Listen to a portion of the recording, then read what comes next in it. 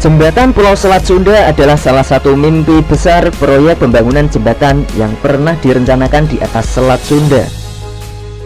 Jembatan ini nantinya akan digunakan sebagai penghubung antara Pulau Jawa dan Pulau Sumatera.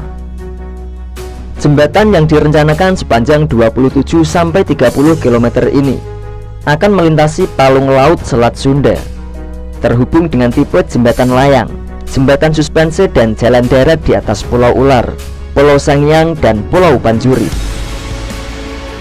Jembatan ini dirancang mampu menahan gempa berkekuatan 9 skala Richter. Ide dan gagasan ini berasal dari Profesor Setiatmo, seorang guru besar di Institut Teknologi Bandung pada tahun 1960. Ide ini disebut sebagai Tri Nusa Bima Sakti, yang berarti penghubung antara 3 pulau, yaitu Pulau Sumatera, Pulau Jawa, dan Pulau Bali. Kemudian pada tahun 1965, Soekarno sebagai Presiden Republik Indonesia memerintahkan kepada ITB agar melakukan uji coba untuk mendesain jembatan penghubung tersebut. Hasil dari percobaan itu selesai pada tahun 1989 dan diserahkan kepada Soeharto selaku Presiden Republik Indonesia pada waktu itu. Pada tahun 1997, Soeharto memerintahkan kepada B.J. Habibie selaku Menristek. Ia akan mengerjakan proyek yang diberi nama Tri Nusa Bima Sakti tersebut. Habibie lantas memerintahkan kepada Wiratma Wangsa Dinata, yaitu guru besar ITB, untuk melakukan riset jembatan ke negara Eropa. Berdasarkan hasil kajian, jembatan itu membutuhkan 17.000 ton baja serta 5.000 tenaga kerja pengelas. Proyek penyambung Pulau Sumatera dan Jawa tersebut akan menghabiskan dana mencapai 100 triliun rupiah.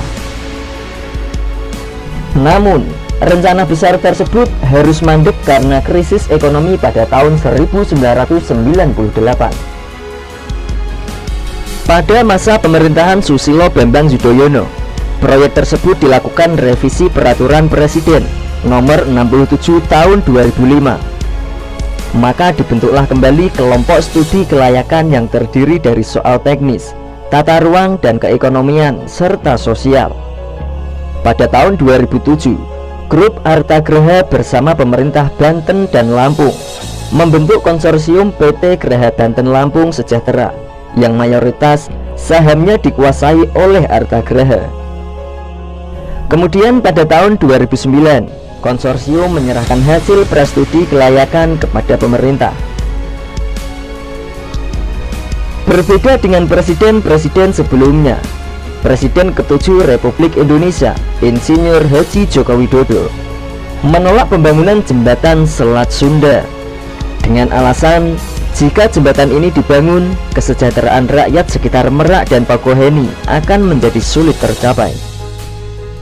Ditambah lagi, jika memang jembatan ini tetap akan dibangun, ekonomi Indonesia hanya akan terpusat pada Sumatera, Jawa, dan Bali. Hal ini tidak sesuai dengan konsep kemaritiman yang direncanakan oleh Presiden Jokowi.